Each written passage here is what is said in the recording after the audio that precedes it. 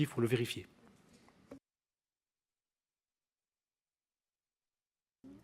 Comme des parlementaires.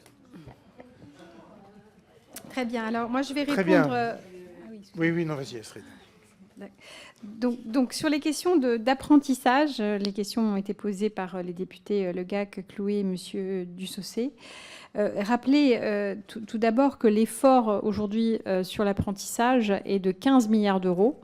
Grosso modo, je vous donne ici les grandes masses, à peu près 4 milliards d'euros sur les aides aux employeurs qui embauchent des apprentis, 10 milliards d'euros sur le financement de la formation ou des CFA et à peu près un peu moins d'1 milliard d'euros sur les exonérations. Donc, je pense qu'il y a un vrai sujet, et ce sera bien d'y travailler ensemble d'ailleurs, sur la question du financement de la formation, les dizaines de milliards, parce qu'il y a, je pense, la nécessité de travailler mieux sur le pilotage par la qualité. Monsieur Clouet a signalé voilà, l'augmentation des taux de rupture, les difficultés que pouvaient avoir les apprentis à trouver des stages en entreprise. Donc je pense que ça, c'est vraiment un sujet qu'il va falloir regarder, et ce serait bien qu'on puisse le regarder ensemble, à la fois en fonction des filières qui sont présentes sur vos territoires et des problématiques de vos entreprises.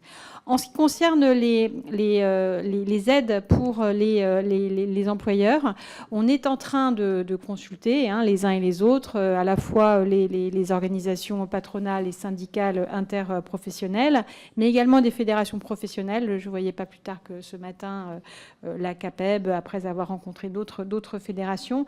Et je pense que ce serait intéressant aussi d'avoir voilà, les échanges avec les parlementaires, sachant qu'il faut quand même qu'on prenne une décision assez rapidement, parce que vous connaissez aussi le monde de l'entreprise, mieux on les aide à anticiper, mieux c'est.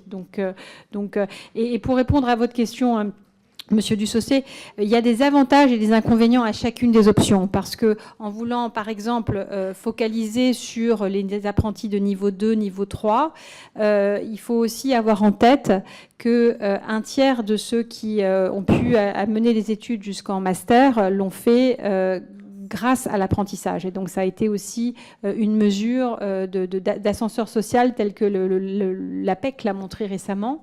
Ça permet aussi aux TPE, PME, ça nous a été signalé par la CPME, d'accéder à ce type de profil. Et il faut aussi l'avoir en tête dans la montée en gamme de l'ensemble de nos entreprises, y compris des TPE, PME. Et puis enfin, ça nous a été signalé pas plus tard que ce matin par une grande fédération professionnelle, qui est pourtant grande pourvoyeuse d'apprentis de niveau CAP, c'est qu'avoir des apprentis de niveau 7, ça permet aussi en termes d'image de montrer que l'apprentissage, c'est pas une voie de garage et que ça peut être maintenant la voie prestigieuse pour tous les jeunes, quel que soit le niveau de qualification. Donc, les débats sont ouverts, mais il y a des avantages et des inconvénients à chacune des options. La question qui a été soulevée par Jérôme Gage et par le député Clouet sur la question des exonérations, la fin des exonérations est extrêmement importante. On regarde vraiment ça avec beaucoup de vigilance, je peux vous l'assurer. Les apprentis qui sont rémunérés selon le barème minimum de rémunération n'auront pas de perte de salaire net, d'accord, car nous allons justement relever ce barème avec les inconvénients que ça a en termes de coût employeur. Mais on veut vraiment neutraliser le plus possible cet effet pour rendre toujours l'apprentissage attractif, que ce soit pour le jeune ou que ce soit pour l'entreprise. Enfin, question du député M. Califère au sujet donc, des exonérations spécifiques outre-mer.